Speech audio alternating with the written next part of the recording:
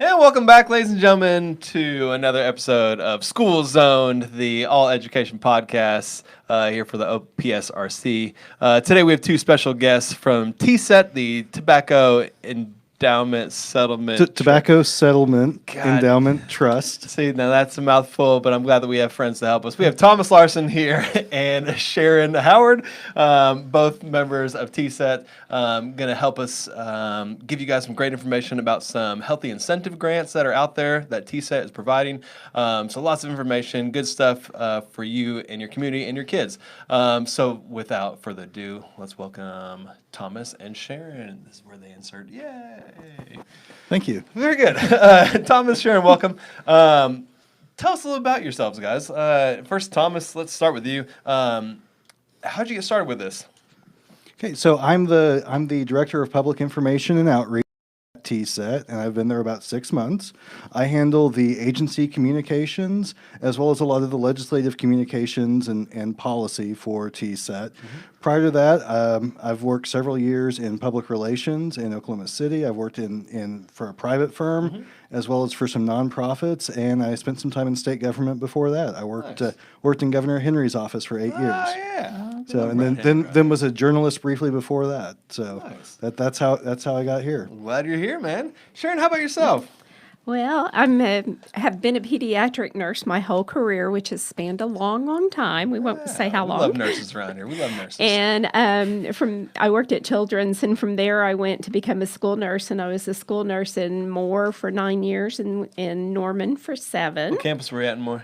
I was one of the school nurses when we had a staff of 7, and then we had a horrible budget cut, and then I became their head nurse. Okay. And I had 10 school sites plus being in charge. Okay. So Budget cut. Who've ever heard of such a thing? It's such a thing. And then I went to Norman and was fortunate to be able to start a program at Norman Public Schools. And so I was a school nurse there for 7 years. I was the state school nurse president for 2. And anyway, I had put in quite a bit of time and could retire. That's an understatement. From between state and teachers. And so the opportunity for the program manager job for the Healthy Schools Incentive Grants came open. And so I was able to start that program at TSET. So it's been a big ride. I've been there 8 years now. Nice. So Very good. Will y'all speak a little bit, just real quick, about what is TSET, just the organization, what the mission of it is, and stuff like that?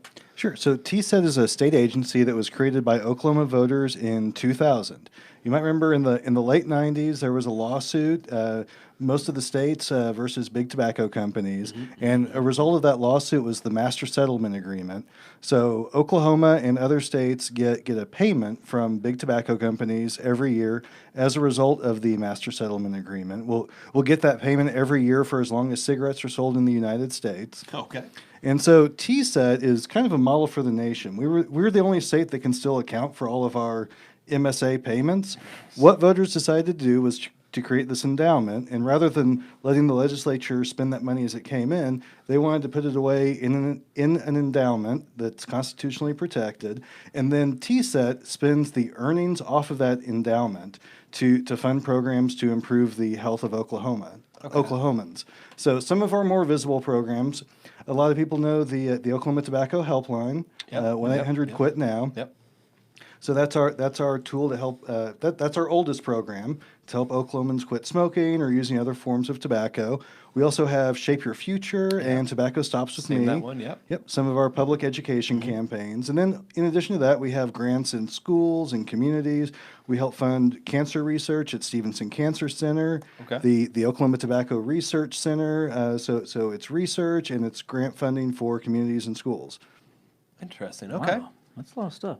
It is a lot of stuff. A lot of I've been stuff. at TSET 6 months now, and I'm still trying to learn and get a handle on everything that we do. But How it's many a people lot. work It's over great. there? and the Healthy Living Program. Yes, and the Healthy Living Program, where we work with partners in communities. We kind of help fund public health experts in those communities to work towards policies like walkability and active streets, smoke-free absolutely. policies, that sort of thing. Okay.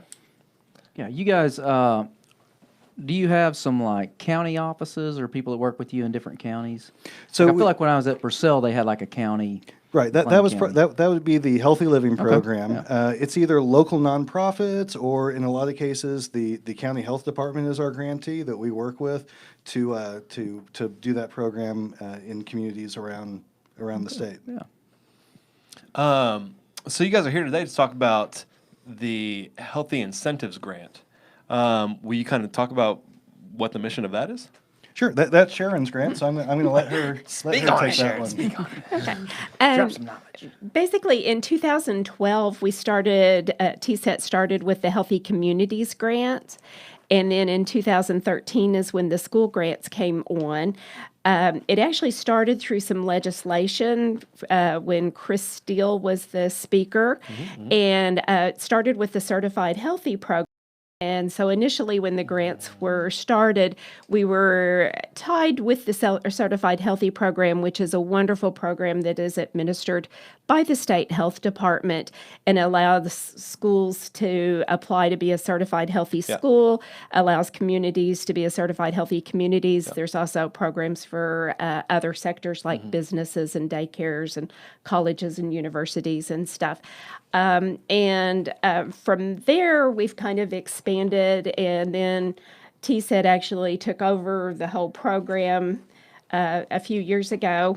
And with that, we were able to increase our funding.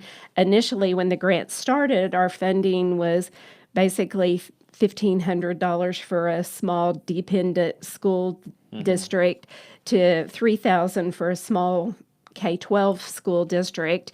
And then our funding was always based on enrollment. Okay. So the larger the enrollment, the more, because you're touching more people in that district. So eventually now a small district, dependent district, or K-12 district can get, now our minimum is $15,000. One of the Nice. things with our programs is that they are always evaluated. And we actually use the OU College of Public Health to evaluate the incentive grant program. And one of the things they heard is that, that small amount of money wasn't enough to really drive change. And so with the incentive grant programs now, with them being able to get more funding, we can certainly see that our programs and the initiatives that they're starting are truly making a difference for health. And that's what we strive for. One of the pillars of TSET is to improve the health of all Oklahomans, and there's actually a special emphasis on children. So that's kind of where my program fits in. One of the things that we do know is that the majority of my grants, well over 65% of them, have gone to rural areas. Nice. That's good. And I mean, Thomas was laughing at me yesterday because I was describing some towns that I didn't consider rural that he considered rural. So, so it kind of depends. I think I was laughing with you, not Yeah, at with you. me, yeah. Right, we had a conversation over what constitutes rural, but Yeah. last Friday we went out and we did some check presentations in Potawatomi and Seminole counties. So we visited South Rock Creek School, which is just outside of Shawnee, and they had created kind of an outdoor classroom garden, as well as they had a concrete pad where kids could play even when it was rainy wet, and yeah. muddy outside, Yep. and then Varnum School and Asher. So it was neat to get out to all of these schools and see their projects. Yeah. They would buy new playground equipment or canopies to put over the playground, walking paths and walking trails, things to help kids get active and stay active throughout the year. So really, is it based around just physical activity, or are there other ways that people can qualify for the grant? Well, our grants, for the districts, we offer grants to districts and also to schools. And currently, the way the grants are structured, our district grants are very much policy-based. We have a TSET wellness policy that we really want the schools to adopt and use that's based on best and promising practices recommended by the CDC, so the Center for Disease Control and Prevention. And with those, the schools can kind of pick and choose some of the things that they do.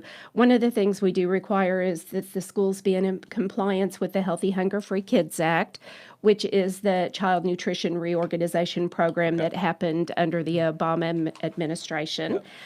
So we want the schools to be doing everything that they're supposed to be doing there. And from there, they can kind of look at the wellness policy and choose what levels they want to apply for. Well, not so much apply for, but what policy they're willing to adopt. And the stronger the policy, the better the policy is going to score for us, and the more funding that they're likely to get. And we have 3 levels, bronze, silver, gold, and by far, overwhelmingly, almost all of them choose to go for the gold. course, So why not? Yeah. they, because there is greater funding with that. But it really does make a difference for health. So we include these like integrating physical activity in the school day so that the kids get up and get a chance to move so they're not just sitting there. We know that kids are very much active and kinesthetic learners, and getting up and move makes a huge difference for them. We look at nutrition policies. We kind of encourage that they have no more than 2 parties a year where they are not getting better nutrition. right. So could you choose know. Valentine's Day as Right. a party You day? got They- 1 and 2, man. You better choose them right. Yeah, Cut out your so- winter party, cut out all that. But once again, the districts, it's up to them to choose what they want to do. We encourage maybe that they include healthy fundraising as part of their program so that Like, it's what do you just mean, not all. healthy fundraising? So in doing like a physical activity fundraiser as like opposed a to, walkathon or something. right, as jump rope opposed for a to heart. Marcel selling, did. candy. A turkey trot. Right. So they trot a turkey? Is there, I don't Well, there was a turkey, Okay. but the kids did laps around the track, Okay. and that's how they It was like raised around money. Thanksgiving time or something? Close. Okay. November. Close That's enough. good enough. Yeah. Close enough. Yeah. Celebrate it. So, Sharon, what are just some of those steps that a school would take if they were interested in inquiring? If there is a healthy living program in their county, we always encourage them to work with the healthy living program.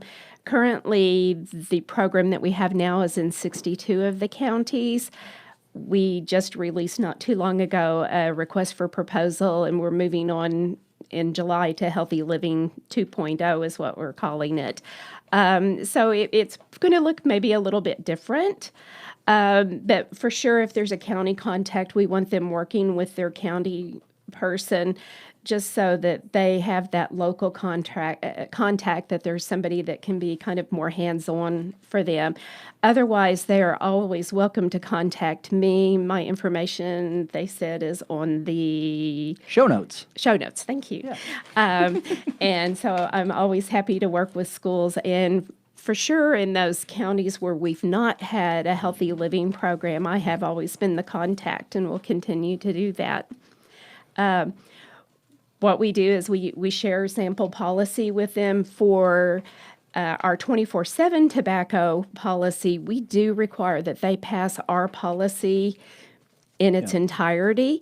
And our policy goes above and beyond what the state requires. So even though the state has signed legislation that we're now 24/7 tobacco-free, vape-free on all of our campuses, we even include in our policies things like, no smoking in personal vehicles while you're on school grounds, Yeah, I like that. not accepting tobacco funds from a tobacco source, and just really pushing that they have that healthy environment. And for the most part, parents and patrons are very accepting of the policy. They can request and get signage to go out for the schools that have passed their policies. So it makes it a real nice win-win for that. And then they also are required, one of the things that I have them do is work with their committee. Every school should have a safe and healthy school committee. But one of the things I require is that they sign a letter of support for what's called the whole school, whole community, whole child framework. That's the CDC's framework that really puts the child at the center, and it has 10 components. And what we want them to do is not only just look at physical activity, nutrition, which are our main emphasis, but it also includes things like health services, counseling, looking at the emotional environment, so things like bullying. So it really does make for a more well-rounded program. And in addition to the wellness policy, the tobacco policy, they also include minutes from at least one of their committee meetings so that I know that they really met and talked about the wellness policy. It's important.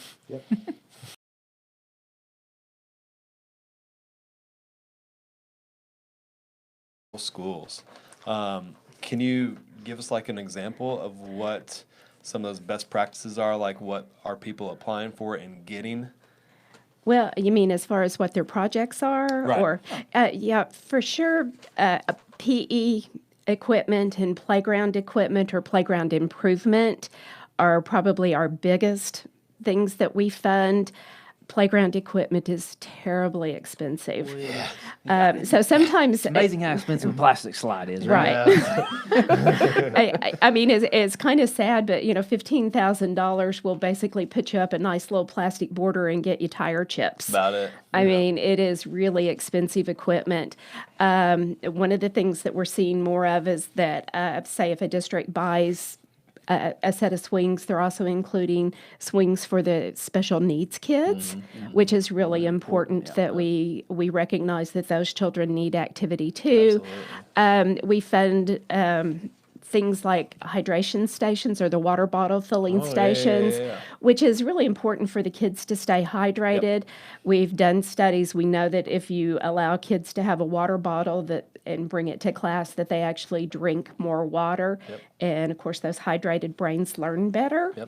They can also purchase things like physical activity, things for inside recess, or programs for like a kind of yoga programs, or there's one called Go Noodle that has a free side, but also has a pay side to it, so that they can get those extra physical activity things. We do a lot with action-based learning or kinesthetic learning equipment so that they've got classroom equipment that they can move on, because once again, we know kids learn better if they're out moving. Somewhat, we will do safety for things like AEDs, for automatic external defibrillators, just because there's a need for those. There's a mandate, and yet it's unfunded still. So we will pay for those. Cafeteria equipment, so things like stoves or refrigerators or ice boxes to put the milk in.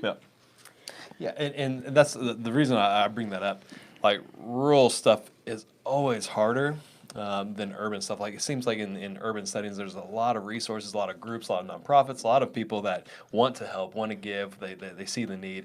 But whenever you're out in a rural community like Varnum and stuff like that, like you're kind of on an island, and you have to figure out ways to get funds to improve your community, improve your school, and stuff like that. And so I'm glad that you shared those ideas, Sharon. Well, one thing I've seen as we're out doing those check presentations and visiting places like Varnum is that the school really is the heart of the community, and anything you can do to help the school out, I mean, you're really helping that community to thrive. And I know with a lot of our projects, we try to make sure that say with a walking trail or something like that as a school, we try to make sure that it will also be open to the community outside of school hours, so that we can get the most bang for our buck and get the whole community moving and being physically active. Thomas, you mentioned that one of your responsibilities is maybe a little bit of legislation and some information there. So what are some areas there where the legislature, you guys team with them or partner? Or?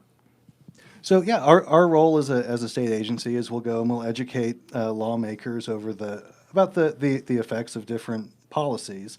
I think it was about a year and a half ago, our board of directors endorsed a 7-point policy plan that could cut smoking in half in Oklahoma over the next decade. And you're seeing a little bit of movement on that. One of those things was Tobacco 21, so raising the age to purchase any tobacco to 21. That happened on a federal level, and just to be consistent with a federal law, we need to make that happen at the state level this year, and there are bills out there to do that.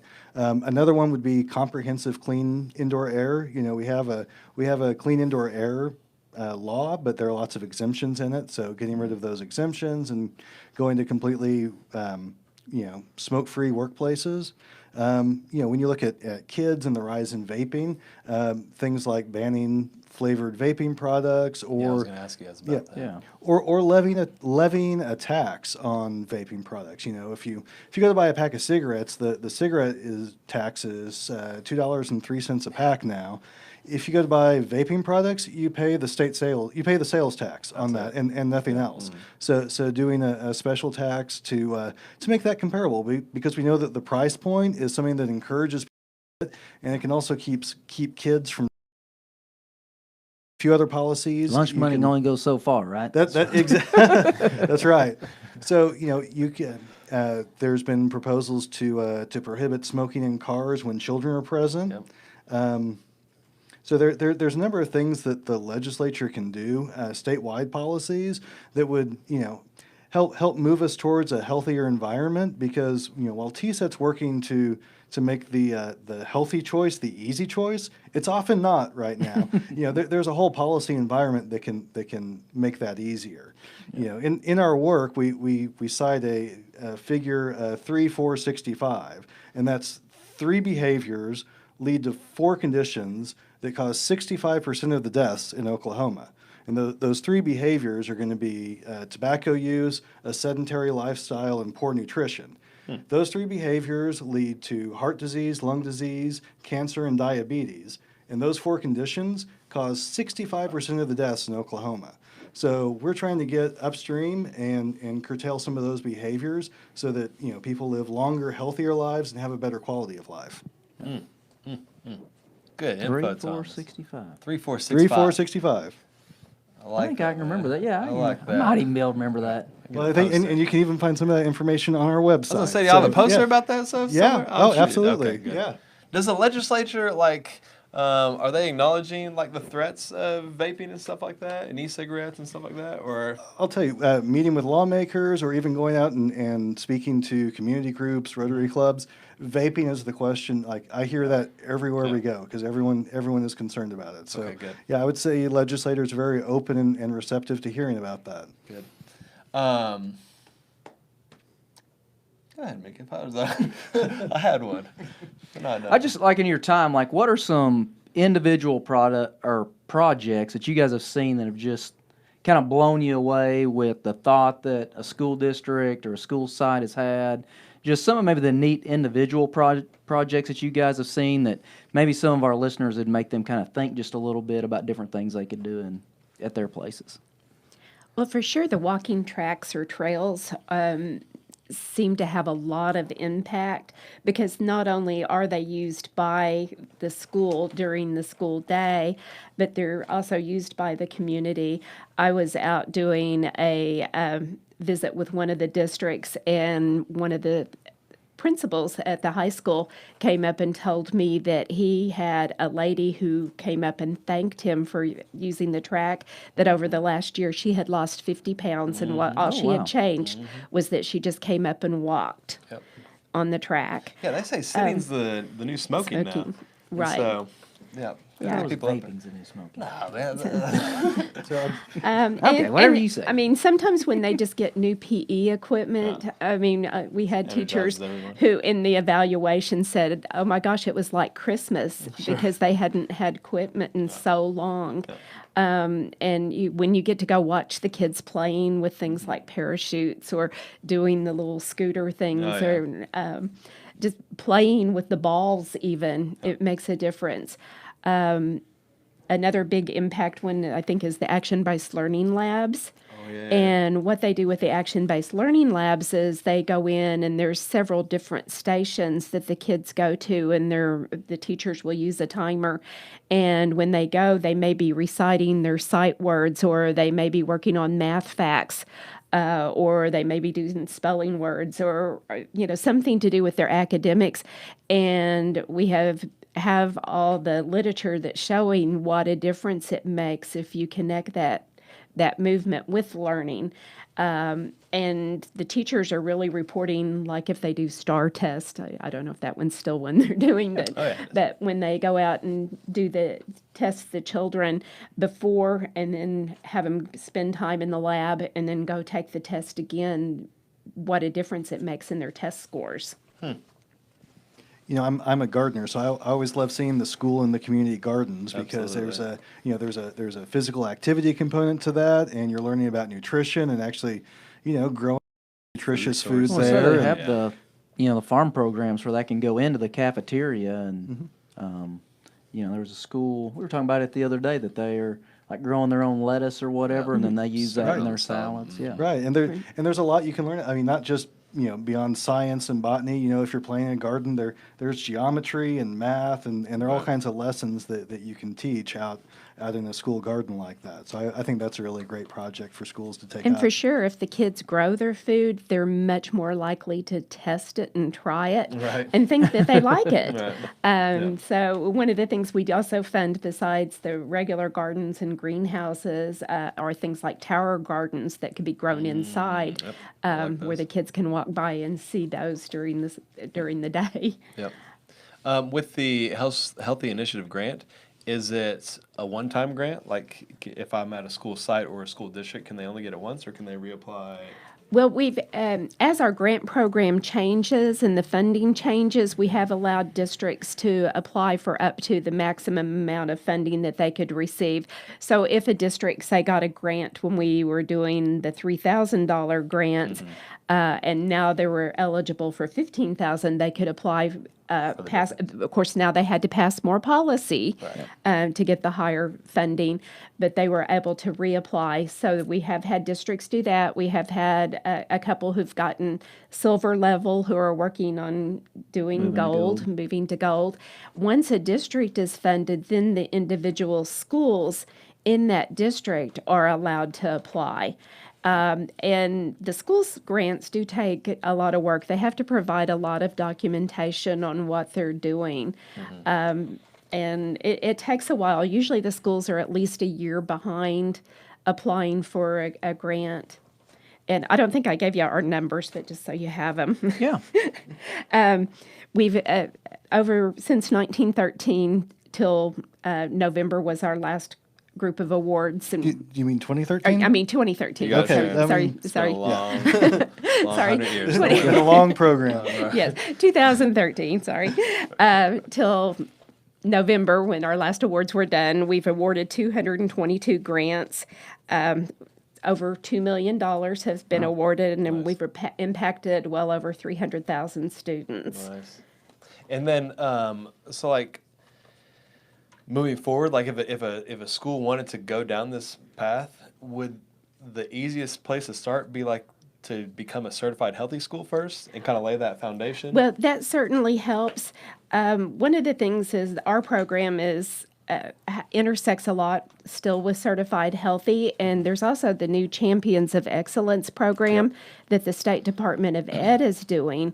And for sure, our program also connects well with that. Once again, we don't impact all of those 10 components of the whole school, whole community, whole child, but we impact 5 of the components. Okay.